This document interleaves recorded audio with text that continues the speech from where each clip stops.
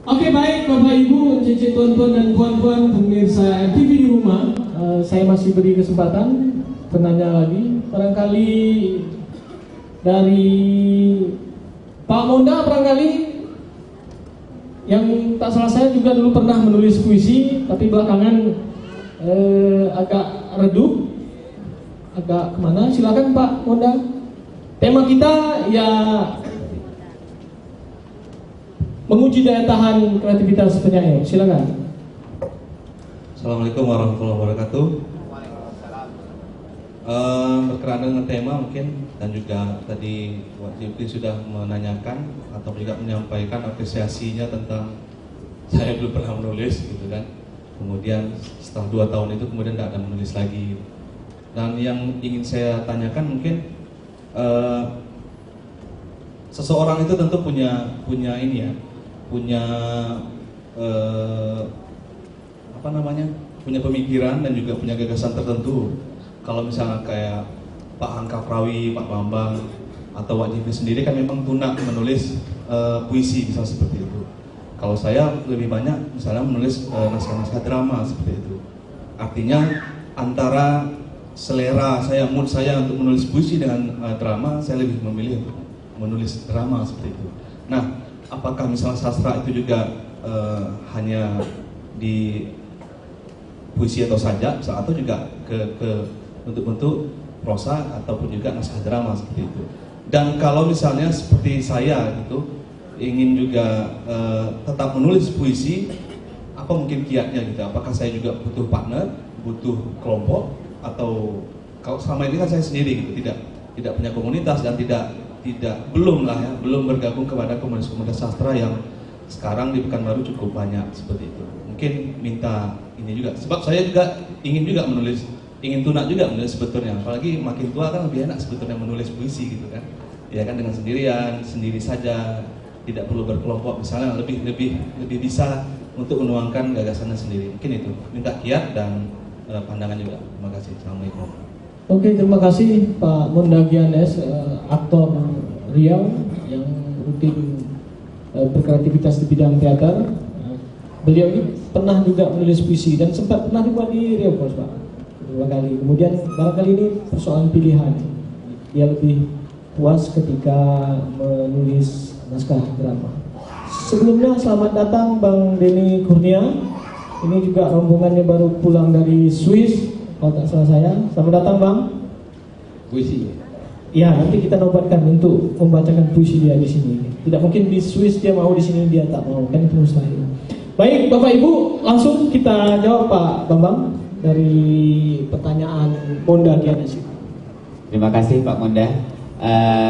Berkaitan dengan ketika sudah fokus ke naskah drama, kalau menurut saya naskah drama aja dulu digeluti sampai kuat gitu kan. Karena ketika saya diundang di Ubud Writer Festival di Bali tahun 2014, di situ kan ada pertemuan yang diundang itu 12 orang. Jadi ada berbagai macam-macam genre. Saat itu saya dipilih karena cerpen saya, karena saya menulis buku cerpen, ada yang naskah drama. Tapi memang ketika ditanya, dia juga memilih naskah drama itu karena memang dia ingin konsisten di situ.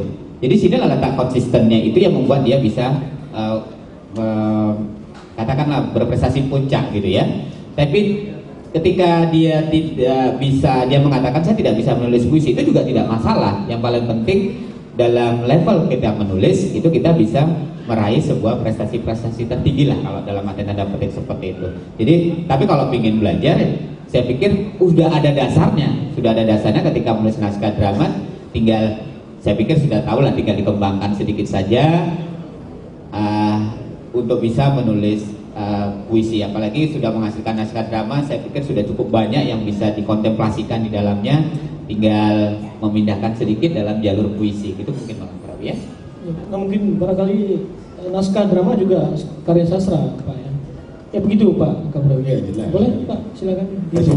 Sebelum kepada Pak Monda, saya ingin untuk motivasi kepada adik-adik juga yang SMA juga ya, bahwa daripada kita kan puisi ini adalah sebenarnya kan ada keluh kesah hati ini gitu. Dialog kita sebenarnya, dialog kita. Bahkan kalau misalnya ketika kita dalam keadaan sedih, mengapa kita harus bawa sedih? Coba dituang ke dalam karya, dituangkan dengan sebuah karya puisi ataupun cerpen. Mengapa kita kadang, kalau misalnya ambil contoh, misalnya anak-anak SMA ada sekarang putus cinta, galau gitu, lebih baik galau itu dituangkan dalam sebuah karya. Pada sisi nanti dia akan proses kegalauan dia itu. Ketika galauannya kan tingkatnya udah beda. Ketika dia berhadapan dengan masyarakat kan galauannya nanti beda pula. Nanti dia sudah terbiasa dia menulis. Daripada kita sudut sendiri menangis tentu arah, tambah sakit kepala kita, tambah stres, baik kita tuangkan dalam bentuk karya. Sebab apabila kita sudah siap sebuah karya puisi itu atau cerpen atau prosa apapun bentuknya, dah siap karya kita itu lapangnya luar biasa. Lepas saja. Begitu juga nulis esai, word karya ilmiah juga gitu, Pak ya. Ketika dah siap itu, ya Allah dunia ini seperti apa gitu. Itulah kenikmatan sebuah menulis itu. Tak bisa kadang diucapkan, tapi salah satu hal yang wow luar biasa gitu. Jadi saya pikir ini daripada galau tak tentu arah, ya, baik kita tuangkan menjadi sebuah karya-karya sastra. Pada berikutnya macam catatan harian gitu kan, itu kan sebenarnya ada juga yang mengolah yang Laskar Pelangi itu kan sebenarnya catatan harian dia, kemudian dituangnya, jadi kan dihasilkan gitu. Mari kita biasakan, kita tak biasa menulis saja. Kita menganggap menulis ini satu hal yang sakit betul, kita nak menulis. Semua penulis besar mana-mana pun nak membuat kalimat pertama itu luar biasa sakitnya tuh. Tapi kalau dah tertuang itu pasti mengalir gitu. Itu semua orang, bukan penulis muda saja, penulis tua juga seperti itu. Entah Pak Bambang langsung cari tidak Pak ya. Langsung sakit dalam pikiran. Jadi semuanya kita sama gitu. Jadi ini memotivasi untuk adik-adik semua. Dan macam Monda, saya pikir bahwa dia jalannya dalam menulis drama. Ketika Daryoko, penulis naskah drama yang luar biasa tuh, anak ke situ mati kebetulan, dia mendapat hadiah Nobel dari naskah drama kan gitu. Artinya ini pilihan-pilihan. Jangan kita menganggap bahwa ketika mereka tidak mulai puisi tapi dia buat esai lain, esai politik, mereka tidak bagus gitu. Tapi biasanya ini pilihan kita, mau jadi esai tentang matematika kah, tentang kimia kah, yang penting menulis. Kelemahan kita adalah negeri kita ini, di Riau ini kurangnya penulis-penulis gitu. Kita punya penulis-penulis yang lama-lama lah, Pak Mantopi, Bang Dedi, Bang Aris, Pak Halim yang generasi muda yang mencatat. Sementara itu kan kita tidak muncul yang lain gitu. Kita akhirnya kita tertinggal terus. Ketika bicara, orang kan bicara kan kira bukti sekarang nih. Kehebatan SMA 8 mana? Ketika gitu ya contohnya. Ini tulisannya. Gitu. Kehebatan Bambang Karyawan mana? Apa yang ini karyanya? Kan gitu. Tak bisa dengan cakap bagaimana untuk akreditasinya mana ini buktinya. Ini yang buat saya akreditasi ini gitu. Ini buktinya, faktanya itu. Jadi membiasakanlah menulis. Kalau kita tak menulis maka sejarah kita pun akan diserongkan. Bahwa kita mudah sekali dipeletuk, diserongkan gitu. Maka menulis menjadi suatu yang luar biasa pada hari ini. Gitu saya dengar. Wah, itu adalah pilihan Monda untuk menjadi penulis naskah, silakan gitu. Apakah penulis naskah itu nanti karya-karya tidak dibaca, bagi yang memerlukan naskah drama akan mencari itu.